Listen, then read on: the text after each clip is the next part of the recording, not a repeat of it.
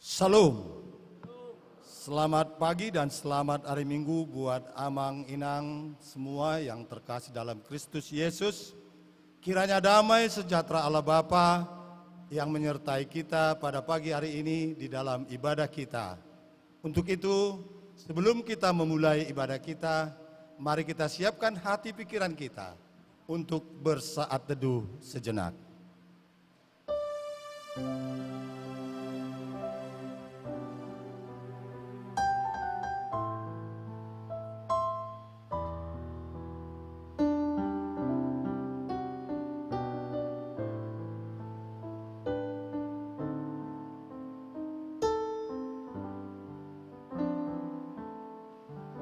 Amin. Kita awali ibadah kita di pagi hari ini, kita angkat pujian kepada Tuhan dari nyanyian Kidung Jemaat nomor 4 ayat 1 sampai dengan ayat yang ketiga, Hai mari sembah.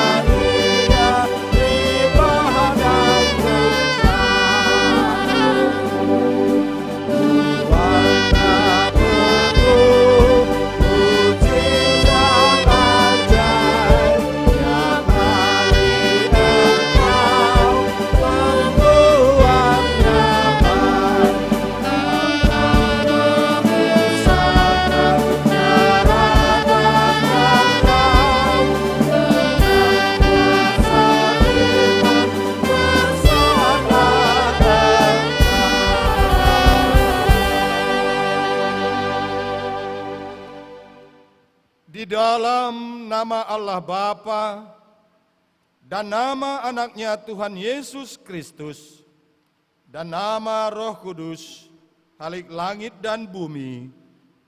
Amin. Siapakah yang boleh naik ke atas gunung Tuhan? Siapakah yang boleh berdiri di tempatnya yang kudus? Orang yang bersih tangannya dan murni hatinya. Haleluya.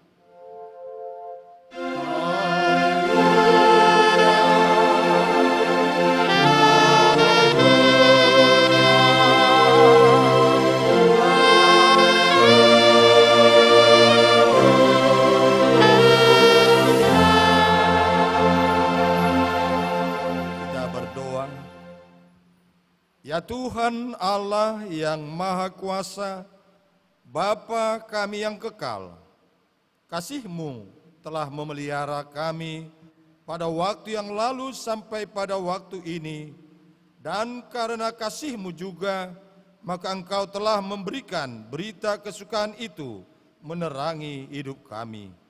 Kasih hal inilah kami ya Tuhan, bukalah hati kami dan berilah Roh-Mu yang kudus, agar kami mengetahui pemeliharaan dan kemurahan-Mu yang besar itu.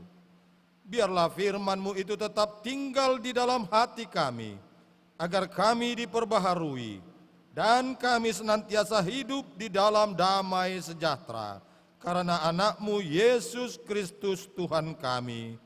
Amin. Jemaat duduk kembali. Kita puji Tuhan dari Kidung Jemaat nomor 344 ayat 2 sampai 3, ingat akan nama Yesus.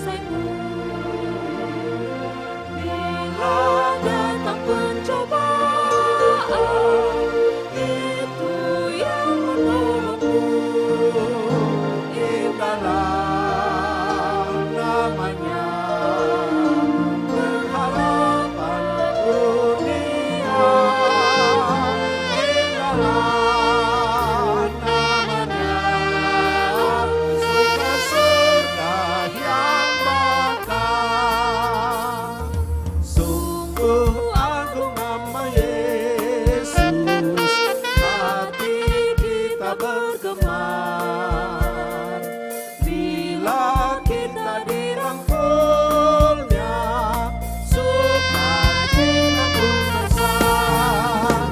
Indahlah namanya, pengharapan dunia. Indahlah namanya,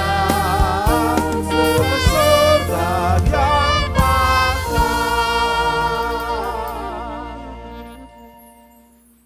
Firman Tuhan yang menjadi epistel buat kita di minggu ke-22 setelah Trinitatis pada pagi hari ini diambil dari kitab Lukas pasal 21 dimulai dari ayat yang ke-7 sampai dengan ayat yang ke-19.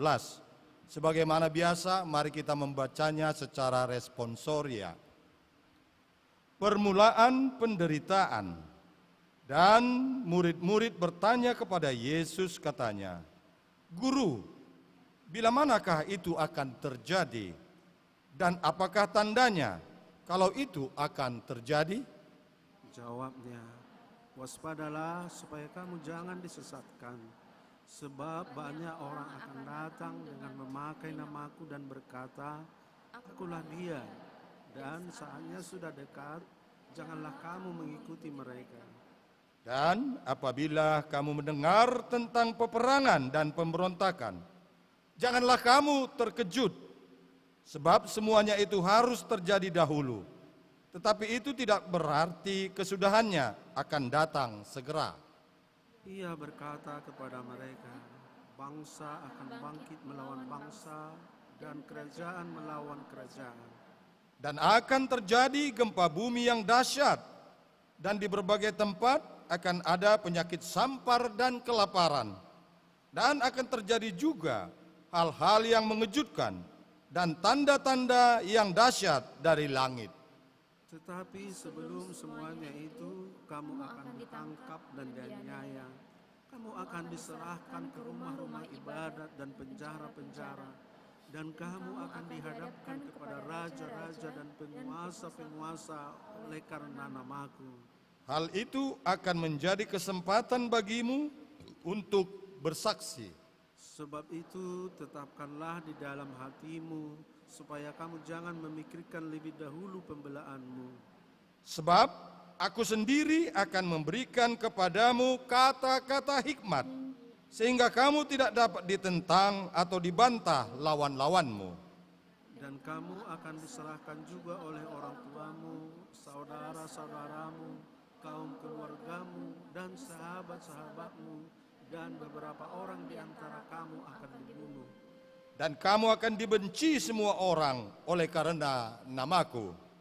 Tetapi tidak sehelai pun dari rambut kepalamu akan hilang. Kalau kamu tetap bertahan, kamu akan memperoleh hidupmu." Sampai demikian jauh pembacaan firman Tuhan. Berbahagialah setiap orang yang mendengar firman Allah, yang menghayati dan mengamalkannya. Amin. Kita dengar lagu pujian yang dibawakan oleh paduan suara Perkantas Medan.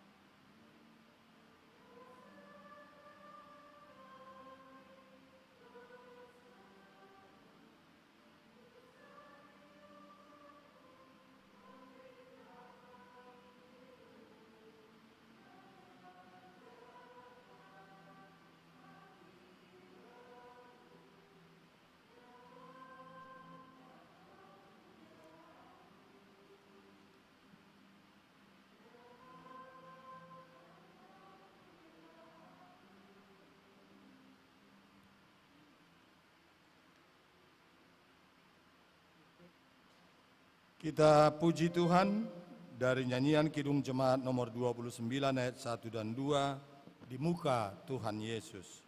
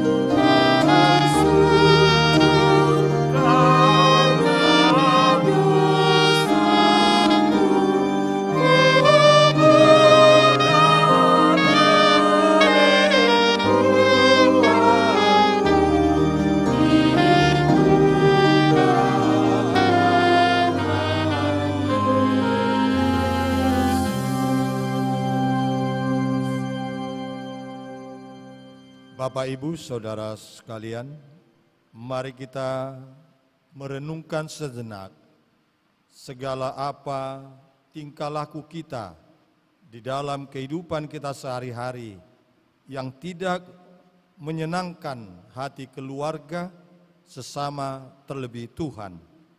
Untuk itu, dengan segala kerendahan hati, mari kita datang ke hadapan Tuhan untuk memohon pengampunan dosa kita.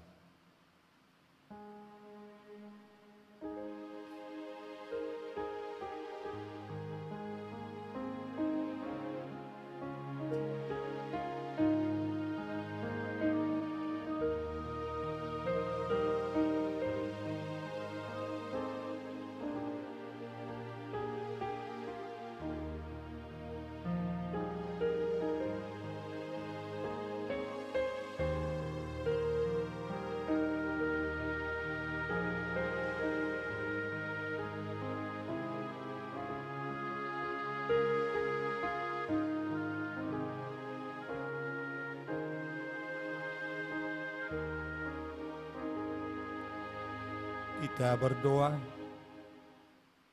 Bapa kami yang di sorga yang maha pengasih, kami datang bersembah sujud di hadapan-Mu, mengaku dan menyesali segala dosa dan kejahatan kami. Tolong dan kasihanilah kami, ampunilah segala kejahatan dan dosa-dosa kami yang kami perbuat di hadapan-Mu. Oleh karena kasih anak-Mu, Tuhan Yesus Kristus, yang telah mengorbankan dirinya untuk menebus kami. Amin. Janji Tuhan tentang pengampunan dosa. Demikian firman Tuhan yang mengasihi engkau. Biarpun gunung-gunung beranjak dan bukit-bukit bergoncang, tetapi kasih setiaku tiada akan beranjak daripadamu, dan perjanjian damaiku tiada akan tergoncang. Segala kemuliaan bagi Allah di tempat yang maha tinggi. Amin. Jemaat duduk kembali. Kita bernyanyi.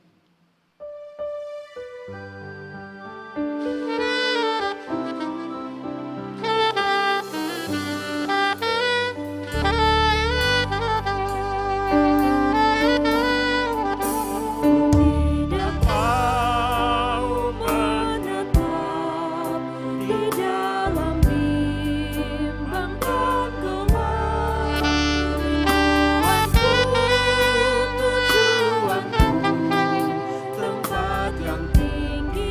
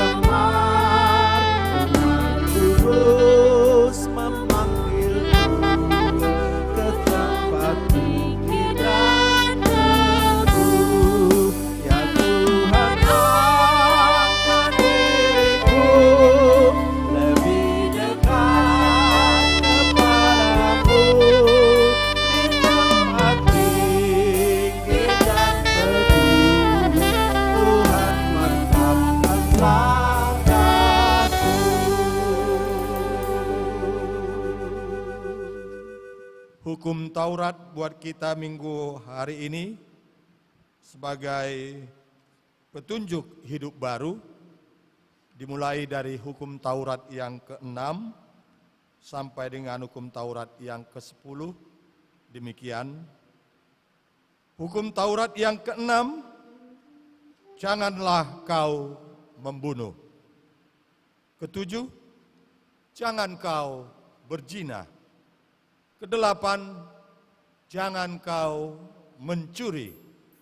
Ke-9, jangan kau mengucapkan saksi dusta terhadap sesamamu manusia.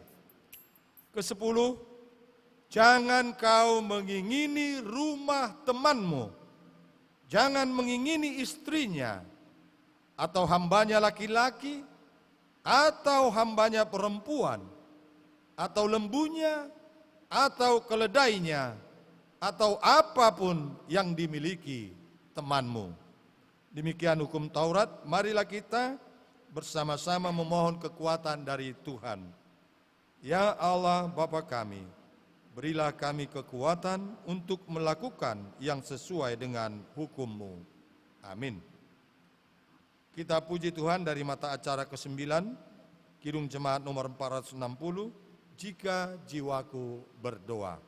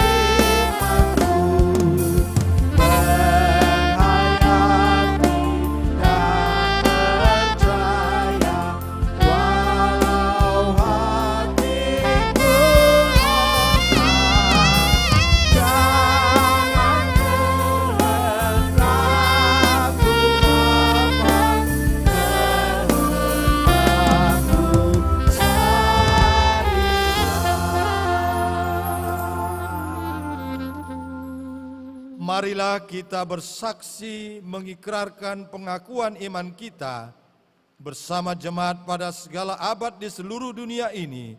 Kita ucapkan bersama. Aku percaya kepada Allah Bapa yang Maha Kuasa, Khalik langit dan bumi.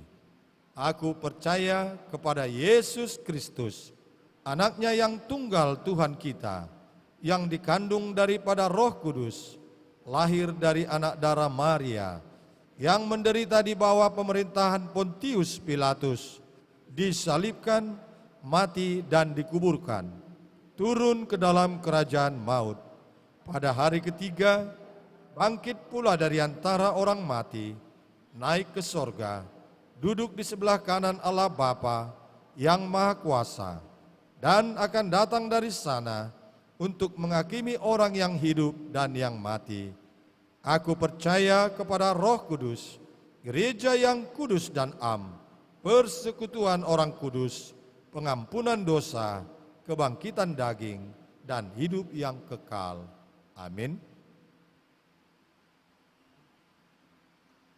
Untuk mempersiapkan hati dan pikiran kita untuk mendengarkan sabda Tuhan, kita bernyanyi dari Kidung Jemaat nomor 355 ayat 1 sampai dengan ayat yang ketiga, Yesus memanggil.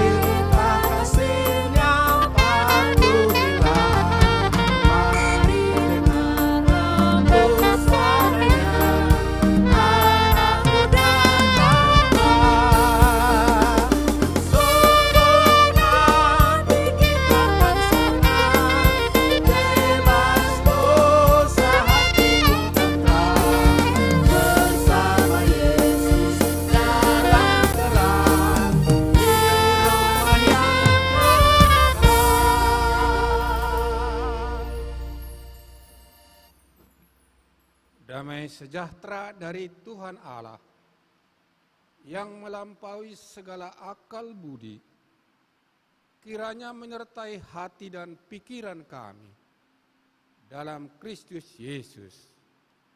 Amin. Salam. Dari kitab Nabi Maleaki pasal 4 ayat 1 sampai ayat 6. Demikian dalam nama Tuhan. Bahwa sesungguhnya hari itu datang, menyala seperti perapian, maka semua orang gegabah dan setiap orang yang berbuat fasik menjadi seperti jerami dan akan terbakar oleh hari yang datang itu. Firman Tuhan semesta alam. Sampai tidak ditinggalkannya akar dan cabang mereka. Tetapi kamu yang takut akan namaku, bagimu akan terbit surya kebenaran dengan kesembuhan pada sayapnya. Kamu akan keluar dan berjingkrak-jingkrak seperti anak lembu lepas kandang. Kamu akan menginjak-injak orang fasik, sebab mereka akan menjadi abu di bawah telapak kakimu pada hari yang kusiapkan itu. Firman Tuhan semesta alam. Ingatlah kepada Taurat yang telah kuperintahkan kepada Musa hambaku di Gunung Horeb untuk disampaikan kepada seluruh Israel, yakni ketetapan-ketetapan dan hukum-hukum. Sesungguhnya aku akan mengutus Nabi Elia kepadamu menjelang datangnya hari Tuhan yang besar dan dahsyat itu. Maka ia akan membuat hati bapa-bapa berbalik kepada anak-anaknya dan hati anak-anak kepada bapa-bapanya, supaya jangan aku datang memukul bumi sehingga musnah. Bapak dan Ibu, saudara-saudara yang kekasih dalam kasih Yesus Kristus. Kita mulai dari tema kita.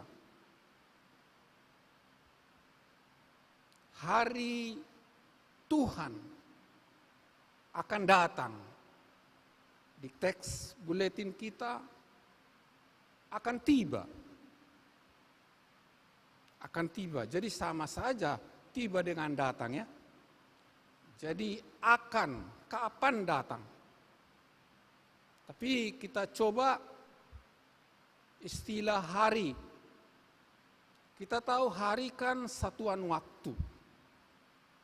Sebagai satuan waktu, satu hari, satu malam, 24 jam. Kita sudah tahu itu. Tapi juga hari sebagai waktu juga adalah urutan hari-hari. Waktu dimulai dari penciptaan. Sebelum penciptaan belum ada hari, belum ada waktu. Waktu akan berakhir pada akhir zaman. Itulah yang dikatakan kronos. Kronologi, urutan waktu. Dari waktu ke waktu, kronologi. Tapi ada satu lagi makna daripada hari. Hari sebagai waktu juga adalah saatnya, momen. Itu dengan istilah kairos. Kairoi, hari-hari. Teks kita bicara momen atau saatnya. Hari Tuhan akan datang, akan tiba. Kapan? Saatnya Tuhan akan datang. Momennya Tuhan bertindak akan tiba. Nah, inilah yang perlu kita renungkan. Ada dua sisi saat Tuhan bertindak itu. Mungkin boleh dikaitkan dengan akhir zaman. Tapi akhir zaman yang dimaksud dalam teologi Kristen bukan hanya nanti pada akhirat, tapi sudah mulai. Walaupun belum akhirnya. Jadi ada dimensi presentis. Kini sudah terjadi. Dan akan terjadi, futuris. Nah, dua sisi Tuhan bertindak. Tah kapan itu? Tah sebentar lagi? Tah lama lagi? Tidak tahu kita. Tuhan bebas bertindak. Tapi ada dua sisi tindakan Tuhan pada hari itu. Dan sudah mulai, mungkin sudah kita alami. Yang pertama, seperti Nabi Maleaki katakan, hari Tuhan akan datang berupa hukuman, penghukuman yang dahsyat, yang kejam. Orang-orang gegabah dan orang-orang yang melakukan kejahatan akan dibakar dengan api sampai hangus, sampai akar-akarnya hangus dan menjadi abu kejam. Jadi hari Tuhan sudah tahu kita itu, sudah biasa kita dengar. Tapi ini mengingatkan kepada kita. Mungkin orang-orang tua, lansia, mungkin lebih apa? Lebih mudah meresapi hari-hari terakhir.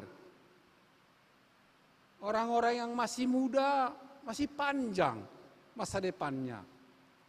Tapi orang yang sudah lanjut usia, sudah sepuh, kapanlah saya berakhir? Hari Tuhan kejam di satu sisi, seperti api yang membakar, menghanguskan. Tapi sisi lain, inilah, kalau pada umumnya kitab para nabi selalu memuat dua hal, hukuman dan janji keselamatan. Itulah teologi kita, iman kita. Hari Tuhan juga yang digambarkan oleh Nabi Maleaki kepada umat Israel dulu, dan itu sampai kepada kita sekarang. Mengapa Tuhan menghukum Israel dulu dan juga sekarang? Nanti Tuhan masih menghukum. Menurut teks kita ini, apa kira-kira dosa-dosa yang dilakukan oleh umat Israel? Dari pasal 1 sampai pasal 3. Boleh nanti dibaca di rumah atau sudah kita baca. Ada beberapa hal yang merupakan dosa-dosa manusia, umat Israel pada waktu itu. Yang pertama, tapi jangan tersinggung ya, termasuk juga pengkhotbah ini. Para imam mencemarkan dan menghina kekudusan Allah.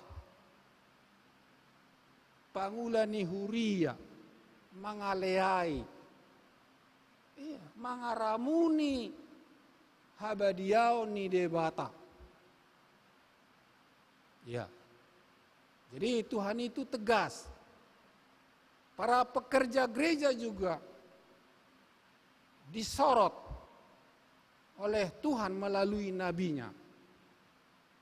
Mereka yang gegabah juga mengajarkan umat dengan pengetahuan-pengetahuan firman Tuhan. Ahli-ahli Taurat dulu dan sekarang teolog-teolog, pengkhotbah seperti ini. Jangan gegabah. Gegabah karena teologinya tinggi, maka bisa tergelincir pemahaman orang-orang yang mendengarkan. Ini juga sudah terjadi dulu dan sekarang juga bisa terjadi. Epistel kita tadi bicara banyak orang yang mengatasnamakan namaku. Mereka mengatakan akulah. Tapi waspadalah, kata Yesus, karena mereka sesat. Barang siapa yang bertahan pada firman Tuhan, maka mereka akan hidup. Dosa lain lagi yang disorot oleh Tuhan melalui Nabi Maleaki dalam 4 pasal kitab Maleaki ini, yaitu terjadinya KDRT, kekerasan dalam rumah tangga, perceraian, perkawinan, maraknya sikap kompromis terhadap nilai-nilai yang jahat, nilai-nilai yang bertentangan dengan firman Tuhan. Apa itu kira-kira? Jadi misalnya boleh mencuri, asal jangan ada yang kehilangan. Boleh mencuri, berbohong, asal untuk kebaikan. Padahal hukum Taurat tadi jelas mengatakan, jangan membunuh, jangan mencuri, jangan berbohong. Jadi kadang-kadang kebenaran Tuhan dipelesetkan. Hati-hati para ahli-ahli firman Tuhan, kalaupun ini dikatakan ahli-ahli. Para imam, para guru, para penginjil, para pelayan kampus. Ya, semua kita jangan gegabah. Itulah yang disorot oleh Nabi Maleakhi. Oleh karena itu, barang siapa yang bertahan dengan firman Tuhan akan hidup. Kalaupun terjadi api yang menghanguskan, kalaupun terjadi penderitaan-penderitaan, dalam epistel tadi sudah kita dengarkan, kan terjadi perang antar bangsa, gempa bumi, penyakit sampar. Kalau kita baca berita-berita dunia, perang Rusia, invasi Rusia ke Ukraina, masalah Timur Tengah, masalah banjir, longsor, itu semua ya membuat kita menderita mungkin. Banyaknya falsafah hidup yang mengganggu iman kita. Oleh karena itu, hari Tuhan akan datang supaya kita selamat dalam semua cobaan, tantangan, godaan itu, rintangan itu. Katakan ya. Kalau ya, tidak. Kalau tidak. Jangan kompromi dengan nilai-nilai kejahatan. Pernah seorang bapak gereja sedunia mengatakan, bahaya yang paling mengancam umat beragama ialah sikap kompromis. Kompromis dengan kebiasaan-kebiasaan. Dengan mengatakan, ya itu kan sudah biasa. Orang banyak menyikapi dan melakukan, membenarkan kebiasaan. Padahal kita lupa. Lebih tepat kita membiasakan yang benar. Inilah pesan kepada kita pada hari ini. Waspadalah terhadap apa yang sudah terjadi, sedang terjadi, dan akan terjadi. Kita akan selamat, kita akan lolos dari semua itu sampai akhir hidup kita. Kapan Tuhan mengakhiri hidup kita? Tuhan menyertai kita. Amin. Kita berdoa. Baik, Bapa di sorga, terima kasih Tuhan karena firman Tuhan hari ini mengingatkan kami juga supaya hari Tuhan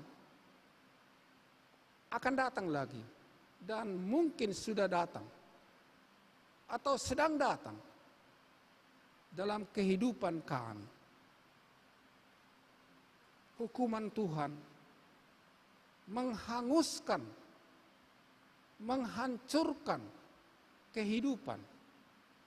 Tetapi di sisi lain, kalau kami bertahan, kalau kami bersikap tekun, setia, kalau Tuhan terus menyertai kami tiap jam, kalau kami terus mendekatkan diri kepada Tuhan sampai akhir hidup kami, sampai kapan Tuhan memberi kami hidup ini, kami akan selamat. Terima kasih Tuhan. Tolong kami. Dalam nama Yesus Kristus. Amin. Kita bernyanyi.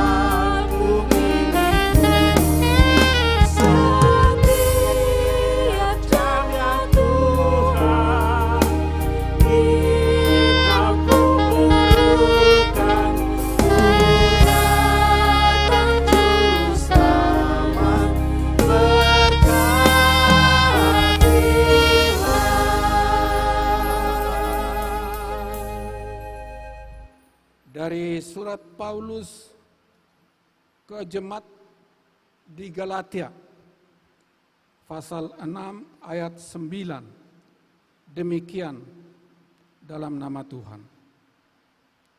Janganlah kita jemu-jemu berbuat baik, karena apabila sudah datang waktunya, kita akan menuai jika kita tidak menjadi lemah. Amin.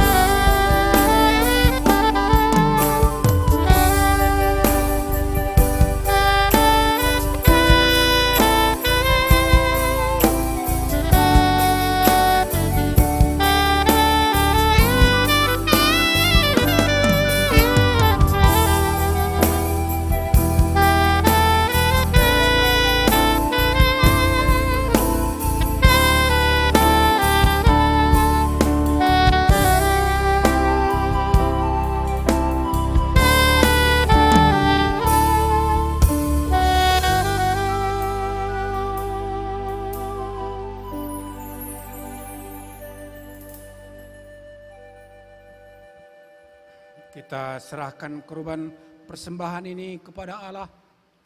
Kita berdoa. Ya Allah Bapa kami yang ada di surga, Engkaulah sumber segala berkat dan rahmat. Kami persembahkan di sini sebagian dari yang Engkau berikan kepada kami sebagai kurban persembahan kami kepadamu. Adapun yang kami persembahkan ini adalah yang kami terima daripadamu. Karena siapakah kami sehingga dapat memberi kepadamu? Kasihanilah kami. Terimalah kurban persembahan kami ini menjadi dupa yang harum di hadapan-Mu. Berkati dan peliharalah agar kami menggunakan persembahan ini untuk kejayaan kerajaan-Mu di tengah gereja-Mu di seluruh dunia. Bukalah hati kami dengan Roh-Mu yang kudus itu, agar kami senantiasa mengucapkan terima kasih kepadamu dengan nama Yesus Kristus Tuhan kami. Amin.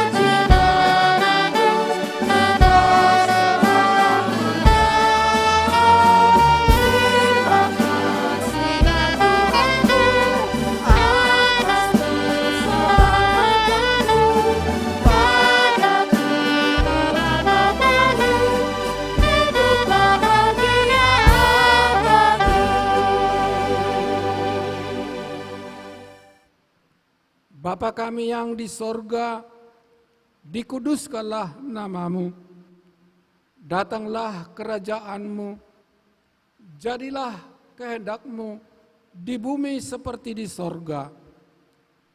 Berikanlah kami pada hari ini makanan kami yang secukupnya, dan ampunilah kami akan kesalahan kami, seperti kami juga mengampuni orang yang bersalah kepada kami. Dan janganlah membawa kami ke dalam pencobaan, tetapi lepaskanlah kami daripada yang jahat.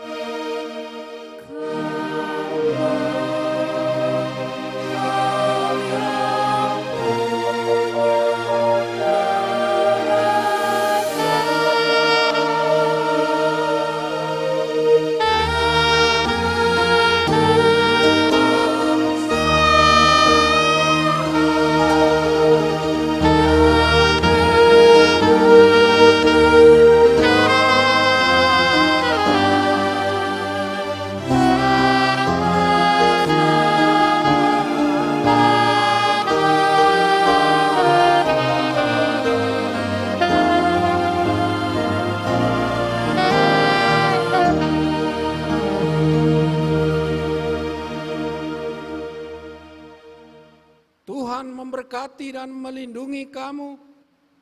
Tuhan menyinari kamu dengan wajah-Nya dan memberi kasih karunia. Tuhan menghadapkan wajah-Nya kepadamu dan memberikan damai sejahtera. Amin.